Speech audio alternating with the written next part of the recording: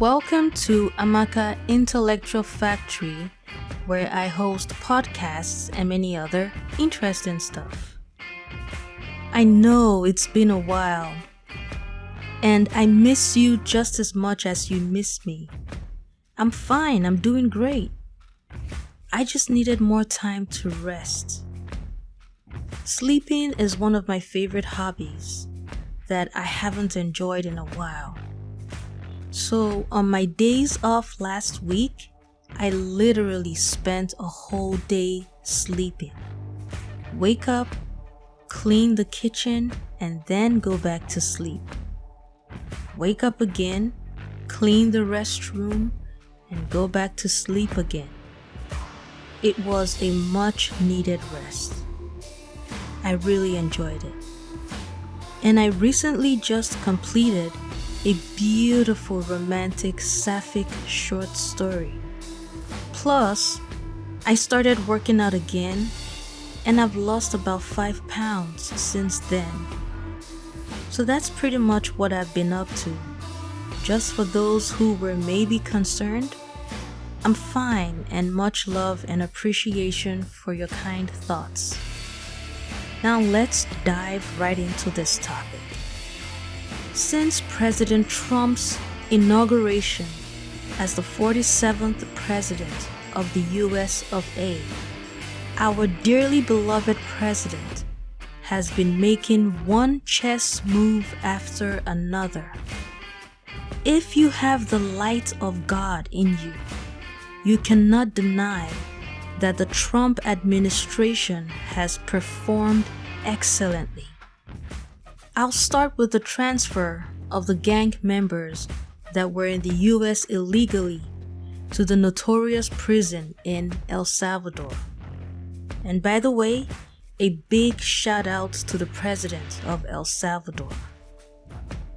That was a very fantastic chess move by President Trump.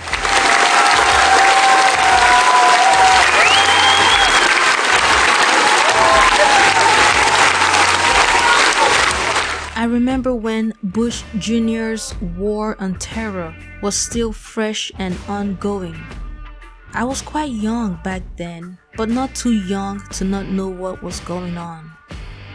I remember the controversial allegations against the US Army and intelligence agencies about the treatment of the prisoners held in Guantanamo Bay and Abu Ghraib. When the Trump administration talked about resuscitating Guantanamo Bay to hold these gangs and cartel members, I was a little bit concerned about fresh allegations of human rights abuse by the subversive opposition. But once I learned that the US had made a deal with El Salvador to take these men, I was ecstatic. Only a grand master military strategist like President Trump and his brilliant administration could come up with such a beautiful master strategy. Just like you all, I saw the videos. If those guys had received the type of treatment they received in El Salvador in the US, the subversive left would have found an excuse to raise hell. And then we would have another Guantanamo Bay and Abu Ghraib scandal all over again. So that was one chess move by President Trump that has to be celebrated by Americans and lovers of freedom. As a master military strategist myself, you've gotta respect the masterful chess moves by grand master military strategists. Then there was the alleged lifting of the ban on segregation. I'm gonna admit that I didn't really follow that story deeply, but I'm gonna assume that President Trump did lift the ban on segregation. Personally, I think it is a great thing, especially for Black people in America and more especially for Black women in America. You know, Black America keeps complaining about all these other people who come into their neighborhoods and make merchandise of their neighborhoods, taking away jobs and don't put in effort to develop their neighborhoods. Now you literally have a law that can stop this from happening. If this segregation law was in place when that white man went after Fearless Fund, those Black women would have won their case.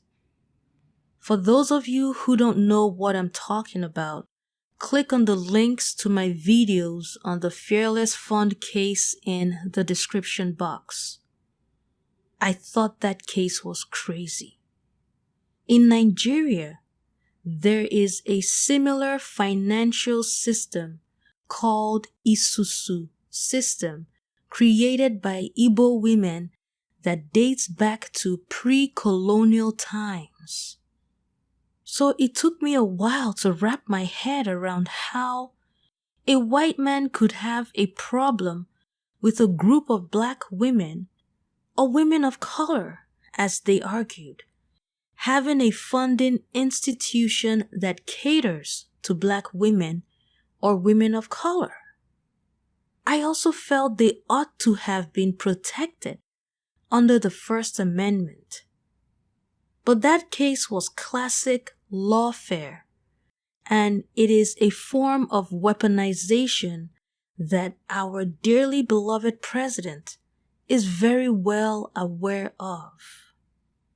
Because this same white man is responsible for taking out affirmative action in higher institutions. As we all know, affirmative action and DEI are not the same thing. And as the classic Nigerian painkiller commercial used to say back then, if it's not Panadol, then it's not the same thing as Panadol. I'm not gonna go into the difference between affirmative action and DEI right now.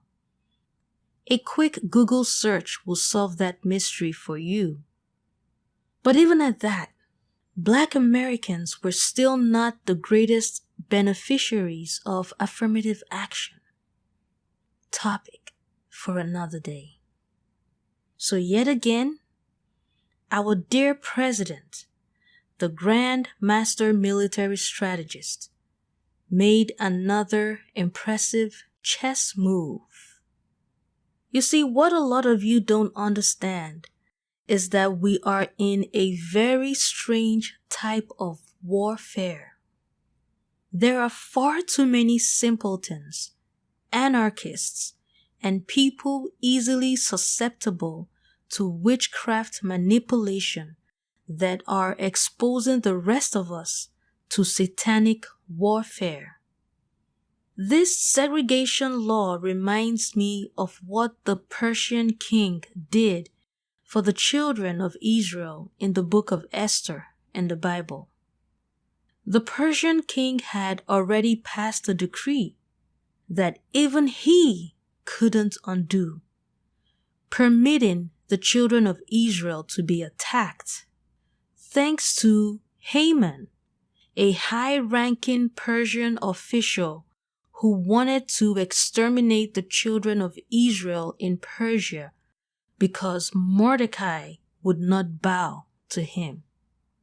The Persian king could not undo this decree, so he passed another decree that pretty much stated that the children of Israel had a right to defend themselves. And sure enough, when that fateful day came, the children of Israel were recorded as defending themselves very well. And the children of Israel celebrated their deliverance from the wickedness of Haman as the feast of Adar. Haman eventually died by the noose he put up for Mordecai. May our enemies die by the noose they put up for us. Amen?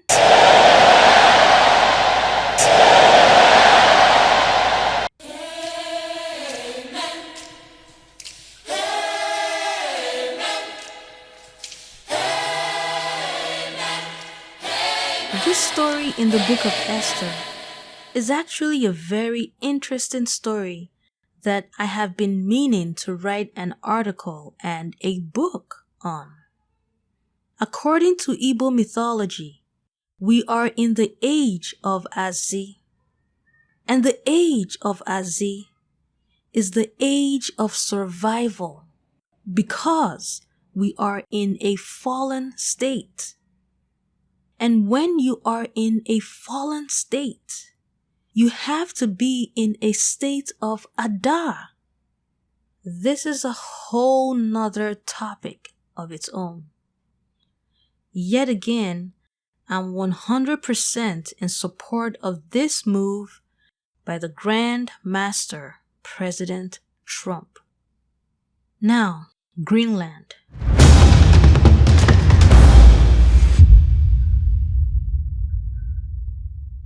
First things first. It is not the same thing as what is going on between Russia and Ukraine. America already has a military base in Greenland. There are obvious Chinese and Russian increasing interest and maybe even presence in Greenland. Given the location of Greenland, the United States is very right to be concerned and to take extra measures to avoid an attack via Greenland. And the Greenlandic people are better off making a deal with the US for their protection, especially as the world is increasingly globalizing and militarizing. America would definitely give Greenland a better protection than Denmark. Danish people seem like pretty cool people, but unfortunately, that's not gonna stop you from invasions. I've seen a lot of video clips of Greenlandic people, and they all seem like very happy, peaceful, and calm people. But at this point, you are better off with a deal with the United States than Denmark. If you want to be honest with yourself, even you know this is true. So on this decision, I also agree with the Trump administration. Honestly, so far there is hardly any Trump administration decision or action that I am so opposed to. I did mention earlier my concern on the birthright citizenship. A lot of innocent African women would be affected. That's my concern. The concept of seeking asylum is a very old ideology that is in line with nature. So if you ask me, if an Igbo woman uses a parachute to land on American soil and has a child, that child is an American citizen. A lot of these types of laws come from very ancient ideologies that kept our world very loving and peaceful. I'll address this topic on another day. That's just my 2 cents on these topics. I have a lot of things that I am working on. I have another channel, Amaka Narrates, that I'm trying to bring back to life. And I have to breathe more life into my website, amakaintellectualfactory.com. Well, that's all I have to say for now. Until next time, take care of your lovely selves. And remember, life is beautiful and worth living.